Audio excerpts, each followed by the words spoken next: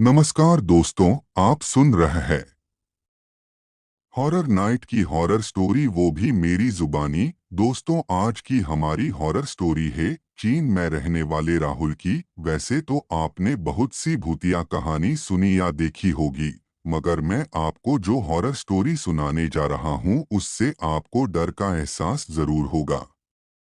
बस मेरी आपसे इतनी सी गुजारिश है कि आप हमारी स्टोरी पूरी अंत तक जरूर सुने, और आपने हमारे चैनल को सब्सक्राइब नहीं किया है तो जरूर कर ले। इससे हमारी नई वीडियो आप तक पहुंच जाया करेंगी। और हाँ दोस्तों, आप हमारा वीडियो कहाँ से देख रहे हैं कमेंट्स बॉक्स में जरूर बताएं, ताकि हम आपका नाम अगले वीडियो में जरूर बताएंगे। चलिए दोस्तों, शुरू करते हैं। दोस्तों, यह कहानी है चीन के बीजिंग शहर की। यहाँ एक ऐसी घटना घटने का दावा किया जाता है जिसकी वजह से आज भी देर रात लोग बसों में सफर करने से डरते हैं। करीब 2 दशक से भी ज्यादा समय से रूट 375 की भुतहा बस की कहानी सुनाई जाती रही है। ये कहानी कितनी सच्ची है साफ नहीं है। बीजिंग की वेबसाइट्स समेत कई अंग्रेजी वेबसाइट्स पर कहानी वायरल है। पर जो भी इसे सुनता है वो इस रूट की बस पर कभी नहीं चढ़ता। ये घटना 14 नवंबर 1995 की बताई जाती है, जहां रूट नंबर 375 पर एक आखिरी बस आती है। जानते हो दोस्तों, उस बस में कोई इंसान नहीं बल्कि भूत सवारी करते हैं। राहुल आज ऑफिस का काम निपटाने में बहुत लेट हो गया। राहुल बस स्टॉप पर बस का इंतजार कर रहा था। तभी वहां एक वृद्ध आते हैं और राहुल के पास आकर बैठ जाते हैं।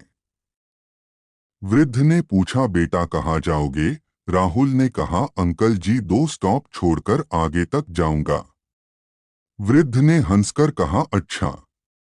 14 नवंबर की सर्द रातों में वृद्ध और यंग लड़का राहुल रूट 375 की आखिरी बस का इंतजार करने लगे। दोनों के बीच नॉर्मल बातचीत चल रही थी।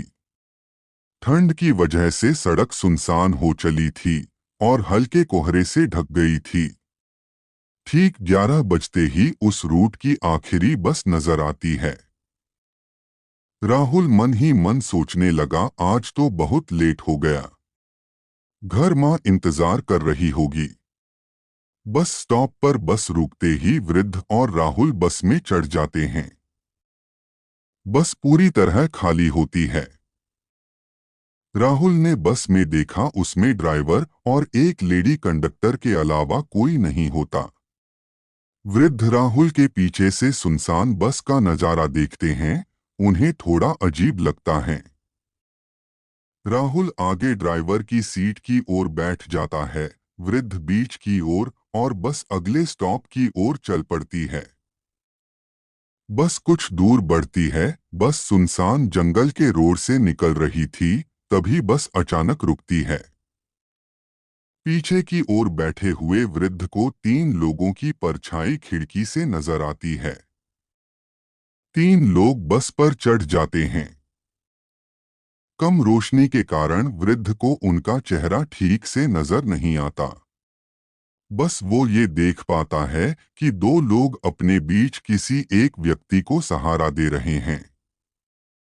उसे खींचकर बस तक लाए और अचानक, मतलब यूं कह सकते हैं, पलक झपकते ही बस में चढ़ गए। उस व्यक्ति का सिर नीचे झुका हुआ होता है। वृद्ध को लगता है कि शायद वो व्यक्ति नशे में है। वृद्ध कुछ समझ नहीं पा रहा था। बस फिर चल पड़ती है। सुनसान रास्ते के साथ बस में भी शांति हो जाती है। वृद्ध ने फिर उन लोगों की ओर देखा और देखकर उसके रोंगटे खड़े हो गए। मानो कैसे उसके पैर के नीचे से जमीन खिसक गई। बस चलती रहती है कि वृद्ध पीछे से उठकर आगे बैठे हुए नौजवान से बहस करने लगता है। ये वही लड़का था जो उसके साथ स्टॉप पर खड़ा था, यानी राहुल। वहां राहुल की कॉलर पकड़ के इसे पीटने लगा। राहुल वृद्ध की ये हरकत और बदतमीजी से तिलमिला उठता है और बात हाथापाई तक आ जाती है। पहले तो ड्राइवर दोनों को समझाता है, दोनों नहीं मानते तो गुस्से में ड्राइवर बस रोककर दोनों को नीचे सुनसान रोड पर उतार कर चला जाता है। दोनों को उतारने के बाद वृद्ध वापस शांत हो जाता है। तभी लड़का उससे पूछता है कि वो उससे बेवजह क्यों झगड़ा। तो वृद्ध उसका हाथ पकड़कर कहता है कि बेटा, मैं झगड़ा नहीं हूं, मैंने तुम्हारी जान बचाई है। राहुल कुछ समझ नहीं पाता, वो क्या कह रहा है।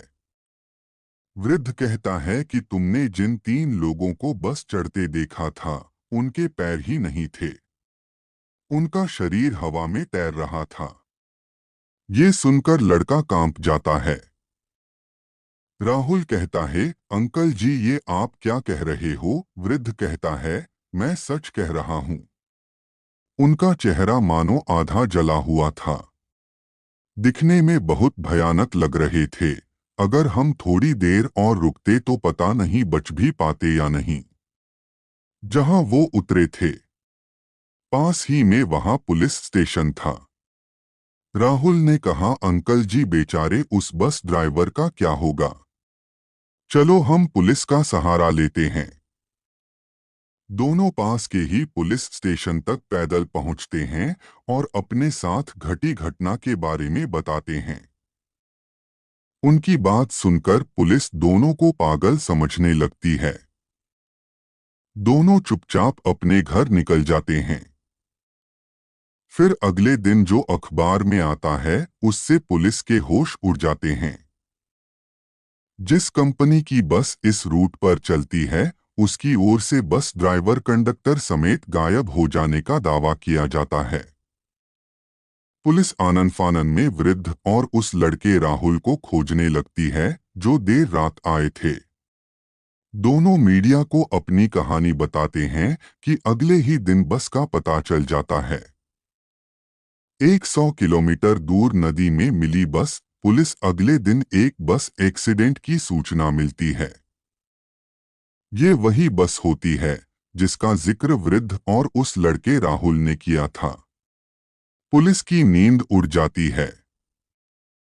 बस को पानी से निकाला जाता है तो खौफनाक दृश्य सामने आते हैं। उसमें से ड्राइवर और कंडक्टर की लाशें मिलती हैं। इसके अलावा 3 बुरी तरह सड़ी हुई लाशें निकलती हैं। साइंटिफिक टीम भौंचक की रह जाती है। उनके मुताबिक 48 घंटे के समय में कोई लाश इतनी बुरी तरह खराब नहीं हो सकती, जबकि ड्राइवर और कंडक्टर लाशें ठीक स्थिति में थी। इससे इस बात को बल मिलता है कि वो 3 शरीर क्या सचमुच प्रेत आत्माएं थीं। इतना ही नहीं, दावा ये भी किया जाता है कि जब पुलिस ने बस की जांच की तो उसके फ्यूल टैंक में डीजल की जगह खून भरा हुआ मिला। ये देख पुलिस विभाग भी परेशानी में पड़ गया। उन्हें भी लगने लगा कि उस वृद्ध और लड़के ने जो कहानी सुनाई थी वो सही थी। सबसे खौफनाक बात ये थी कि बस आखिरी स्टॉप से 100 किलोमीटर आगे जिंगशान शहर के पास एक नदी में मिली थी, जबकि रिपोर्ट्स के मुताबिक बस में इतना डीजल था ही नहीं कि वो 100 किलोमीटर का सफर तय कर सके। तो फिर बस कैसे चल रही थी और उसे कौन चला रहा था? तो दोस्तों, कैसी लगी हमारी आज की ये भूतिया कहानी? हमें कमेंट्स बॉक्स में जरूर बताएं। धन्यवाद।